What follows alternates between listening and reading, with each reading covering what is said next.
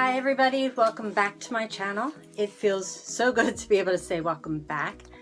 I am so just over the top thrilled with your responses to my first video and how many people watched it. I was certainly not expecting to get that many views. One of the things that, and this is what happens I guess when you're new to doing all of this, you know, I watch all these people and they have these fabulous channels and they do so many things. I still have a lot to learn, but so as you can probably see, I have my phone now turned horizontally rather than vertically. I'm actually sitting in the shower stool thing that was given to me when I left the hospital, so it's a little bit lower, so my chair's not as high, and this way you can see the rest of me. I didn't realize too, that was kind of weird, because on my original, I guess, before I uploaded it, you were able to see, like, I guess to about my shoulders or so. So I didn't realize that it must crop a little bit. So I thought it was kind of funny that one of my very good friends, Colleen, so shout out to you, Kyle. I've known Colleen for, oh my gosh, we figured this out, a lot of years. We go like way back. I actually had met, she's a twin sister. I had met her sister first. So hi Eileen, if you're watching. But she had said to me about bringing the camera lower so that you could see more of me. And I thought that it was kind of funny that she said it that way, about bringing the camera lower to see more of me. And my mom's comment was, you can't see Zoe. So I just thought that that was kind of comical that, you know, my mom was concerned about seeing Zoe in there, whereas my friend was concerned about seeing me. So thanks, Mom. So now you can see Zoe, and if Zoe will turn her pretty face, you can see her. So she looks huge sitting like this. I guess it's, the phone makes whatever's closer to it look bigger. So she's really not that huge. So, well, for a Boston Terrier, she is. But anyway, getting back to things, I'm just overwhelmed. You guys wrote such beautiful comments and I appreciate it so much. And there's so many things that I want to do with this channel, as I was saying, not just along the lines of chronic illness and having, you know, a disability, but also things that can make you happy. And as I had said, it, your life, the way it was, has changed, and it may be over. I mean, for me, I was a teacher for 25 years. That part of my life is over. I mean, that's done. And there's changes that I want to make. There's things that I've been enjoying. Again, if you follow me on Instagram, then you know that I absolutely have fallen in love with makeup, and I will be posting my makeup that I have on today. And that's one of the things that I would love to do. I don't know physically for myself if I would be able to handle going back to school for that. That's something that I would, you know, love to do, but it's the one school that I looked into, it's 16 weeks and it's Monday through Friday, 9 to 3. And I just, that's something that I will have to figure out, you know, along the lines, I guess, and see, talking to my doctors, and is that feasible for me? Because when I'm home, if I'm doing something or watching a video, I can stop to go to the bathroom. If I need to drink, I can stop to drink. You know, I can do all of that because I'm in the convenience of my house. Whereas if I'm someplace else, I might not have that convenience, you know, or if it's a day that I wake up and my foot and my leg are just absolutely killing me, what happens if I need to miss a couple of days? So these are things that I need to look into, but I also want to share with you because this is not, I look at it as not just my journey, but also a journey that you're taking with me, and maybe a journey that is your journey as well. You might not be doing the exact same thing that I'm looking into, but you might be thinking, you know what, I do want to make a change, and there are some things that I can do with myself that I enjoy doing. there were a couple of things that I did want to point out, and just so that you know, I was so nervous about the first video. And I guess people who know me in real life probably were able to tell. I don't know if you can tell a difference. I definitely feel more comfortable with this one, knowing that people are actually watching it, for one thing. I'm the type of person, as I've said, I was a teacher. I have never had a problem with public speaking. Growing up, I was in youth groups. So if any of you out there ever heard of B'nai B'rith, it was BBYO, B'nai B'rith Youth Organization. And I was president of my group. Group name is Leve Eshkol, so I don't know if Leve Eshkol still exists, but if you're out there, hello. Went to different conventions and I spoke for my chapter. That was the word. That's one of the things that I wanted to mention, was that when I watched the video back, and I recorded it quite a few times because I had so many pauses, I guess, in my speech. One of the things with having different chronic illnesses and being on medication, and I'm not sure, this is something that I don't know if somebody is interested in researching this or not. I don't know if it's from the medications or if it's from the actual illnesses themselves, but I feel like I just lose words. I'll know what I want to say, but I can't find the right word to say it. Like, for instance, do you want to get down, honey? Okay. All right. Zoe's leaving us for a little bit. So in the last video, I had mentioned about keeping, as far as POTS, keeping yourself hydrated. And I was trying to think of the word diuretic for teas and sodas and, well, I guess that's mainly it. It's like, I could not think of the word. So, you know, it's just something that happens, and I'm trying to figure out, as I see, this is what happens. I lose the words. I can't find them. So I'm definitely more comfortable sharing that now. And if this happens to you, please share that and share your thoughts on what you think causes it, and if there's anything that can be done to change that, because it's driving me crazy.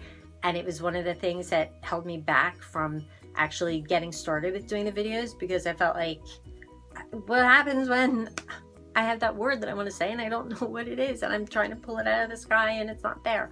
So I just thought that I would share all of that with you. And I'd really love to hear feedback from you guys, as far as if you have maybe like side effects or things from your illnesses, and maybe other people might have that. And I'd love to see like a dialogue between you guys. So, you know, if there's something out there that I said that you feel like, yeah, that happens to me, and maybe you don't have POTS and RSD, CRPS. I'm not sure what to call it, guys. My doctors call it RSD. I know that mostly on the West Coast, it seems like it's called CRPS. So I'll just go back and forth between the two. But you know, if you don't have that, or if you do have that, and just I don't know, I think that would be really cool to have like a dialogue, you know, back and forth between you guys as well. I also want to talk about service dogs. So I know one of the things that my husband had said to me was about the length of the videos and trying to keep it to about 10 minutes, because people might not want to listen to me babbling on for more than that. Give me your feedback on that as well. If, you know, if it seems like this video is too long and I should try to keep it at 10 minutes, then I will do my best to do that. And I'll just write down kind of bullet points of what I want to say, and that's it. And I'll try not to just kind of have that extra conversation going. If you know me in real life, you know that I can gab away. So I will try to cut it though if you think that it's too long. So, you know, just let me know. But one of the things that I did also want to point on is a friend of mine who I actually have not met in person, but her name is Heather, and Heather lives out on the West Coast and I'm on the East Coast. So we haven't had a chance to meet in person yet, but we do talk online, and she's very, very knowledgeable about RSD/CRPS. She's lived with it for many years, and one of the questions that she had for me was, do I know a difference when I'm having fibromyalgia pain and when I'm having pain from the RSD? So my answer is an emphatic yes. When I have my RSD pain, which is, it's in my left foot and a little bit in my right heel, and we think, when I say we, I mean my pain management doctor and myself, that it may be spreading up my leg because I've been getting pain now going up further. But my RSD pain is very, I guess, clearly symptomatic of the illness itself. I have that burning feeling, as I said in the other video. It will feel like somebody's holding a lighter underneath my foot. Same thing with my heel. If I try to put any weight on it to walk on it, it's like I'm stepping on a bed of nails. It's just sharp, intense pain. I do get the pins and needles pain, so, but not quite like if your foot falls asleep or your hand falls asleep and you kind of are numb in pins and needles. It's like that, but times 10. So that RSD pain is very different than the fibromyalgia pain. The fibromyalgia pain I get more in my shoulders, my neck, my back, very much in my arms. I have an elbow brace that, well, both elbows braces, I guess, that I wear, and as well as I sleep in braces for my hands, my wrists, which I'll show you guys in another time. So that pain is more of a deep bone kind of ache kind of a pain. So it's not that burning sensation. It hurts a lot. And being someone that has fibromyalgia, I do not want to take away at all from anybody out there who's suffering from fibromyalgia, and it can be very debilitating. However, also being someone with RSD, there is no comparison. The fibromyalgia pain can still put me out. I mean, it can still put me, down on the sofa, and I can't do anything. I'm not cross-stitching that day, nothing. Like, my arms are just killing me. However, when I have the RSD pain, the scale is just way, way higher. And like I said, I am not at all trying to trivialize fibromyalgia. I suffer from both illnesses. So just for those of you that are curious out there, and as Heather asked for that comparison, yes, fibromyalgia pain is painful. It makes you feel very tired, very weak. It's so hard to get yourself to get up and move. But that RSD pain is completely different type of pain. And there is no comparing the two. They're just so different. So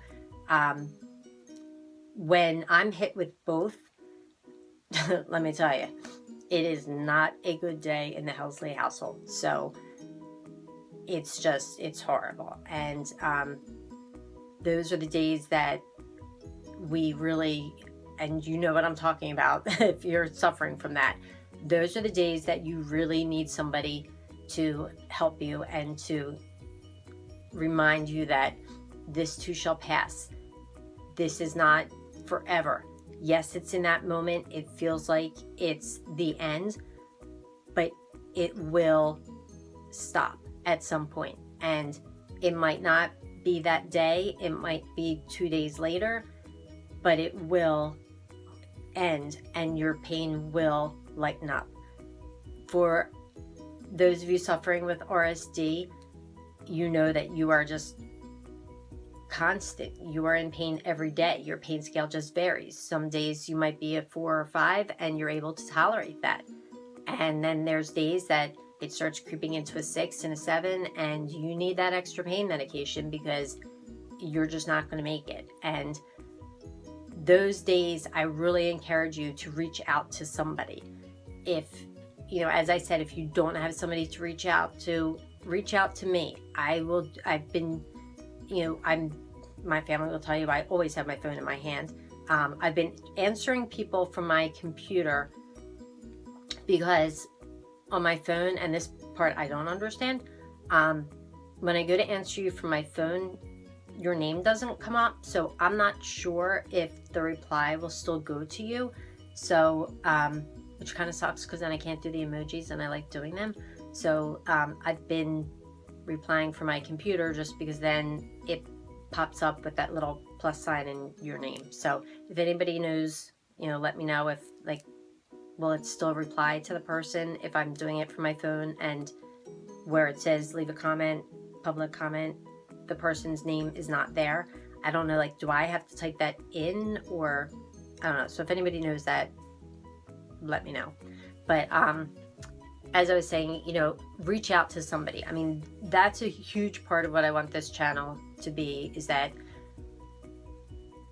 for people to meet each other, for you to have somebody that you can rely on for support. And as I was saying, it does not have to be the same illness. I mean, I've met so many people through Instagram that I've become friendly with, and they have so many different illnesses. And once you're having pain, in my opinion, pain is pain. And whether or not you have the same illness as me, I can still relate to you because I know what it feels like to be in pain. So while our illnesses are different, we can still support each other because we know what it's like to be in pain. So I'm going to end on that note, just because, as I said, I have doubled the time of this video, but I just really want you guys to interact with each other, I guess. And if anybody can answer any of the technical questions that I had, I would appreciate that, because as I said, this is all new to me. So I hope you guys have a great week, and thank you so much for watching. And I really feel so blessed and am overwhelmed, and I really am so thrilled that you guys enjoyed my first video, and I hope you enjoy this one. I have so many things that I want to share and talk about and all of that. So have a great week, and I will see you guys later. Take care. Bye.